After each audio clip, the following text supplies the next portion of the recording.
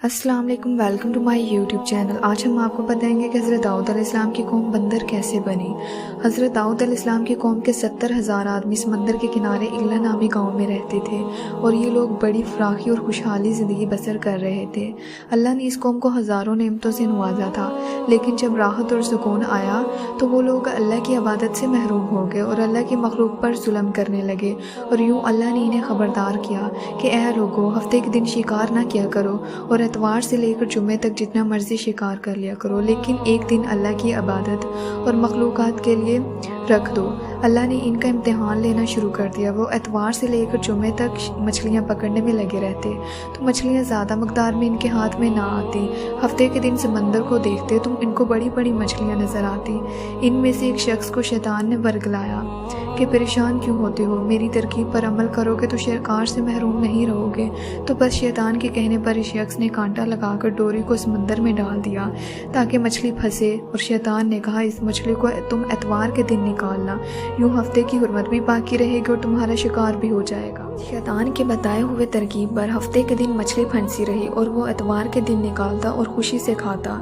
जब आसपास के लोगों ने पूछा तो उनको भी ये तरकीब बताने लगा, और यूँ इस कौम में कुछ लोग हफ्ते के दिन मछली पकड़ने के लिए जाल फेंकते और एतवार के दिन निकाल लेते। कुछ ने तो समंदर में से नालियाँ बनाकर छोटे छोटे तालाब बना दिए ताकि हफ्ते के दिन मछली यहाँ से गुजरे तो इस तालाब में फंस जाए और हम एतवार के दिन इन मछलियों को निकाल कर पका के खाएं। इस गांव में अल्लाह के कुछ खास बंदे भी मौजूद थे जो कहने लगे, ऐ लोगों, अल्लाह ने हमें हफ्ते के दिन शिकार से मना किया है। ये जो तुम जाल फेंकते हो और तालाब बनाते हो और इनमें हफ्ते के दिन मछली फंसती है तो शिकार हफ्ते के दिन का होगा। अल्लाह के हिसाब से डरो, अल्लाह की नाफरमानी ना करो।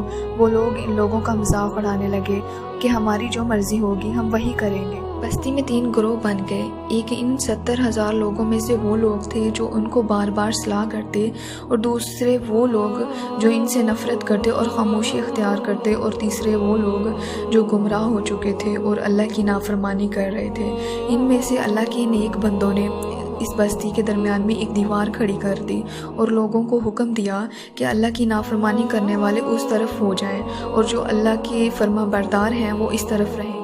वो लोग बार बार कहते रहे, ऐ लोगों, अल्लाह से डरो। कौम लूत और कौम समूद का जो हाल हुआ था उसको याद करो, अल्लाह की नाफरमानी ना करो वरना तुम पे भी कोई अजाब आ जाएगा।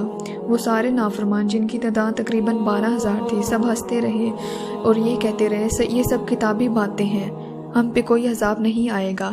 जैसे ही वो ग्रोह अलग हुआ और अगली सुबह हुई तो अल्लाह के नेक बंदों ने महसूस किया कि दीवार की इस साइड से कोई आवाज़ नहीं आ रही। जैसे ही दीवार की इस तरफ चढ़कर देखने लगे तो वो सारे के सारे लोग बंदर की शक्ल अख्तियार कर चुके थे और बंदरों की हरकतें सर अंजाम दे रहे थे, और 12,000 लोग जो बंदर बन चुके थे कुछ भी खा पी नहीं सक रहे थे। बेशक अल्लाह इन बंदों को पसंद नहीं करता जो अल्लाह की नाफरमानी करते हैं। अल्लाह पाक हम सबको अपना फर्माबरदार बनाए।